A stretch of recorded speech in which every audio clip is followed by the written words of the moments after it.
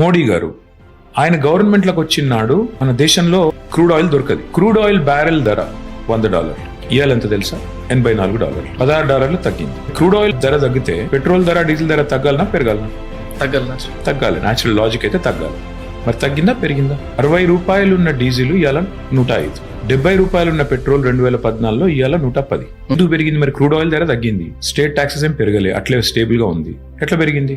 ఒక్కటే కారణం, additional excise duty అనేసారు, cess అనేసారు. చేస్తే లాభం ఏంటి తెలుసా? మోడీకి, కేంద్ర ప్రభుత్వానికి రాష్ట్రాలతో పంచుకోరు. ఏసి ఎంత వసూలు చేశారు తెలుసా లాస్ట్ 10 years లో? 30 lakh plus crores.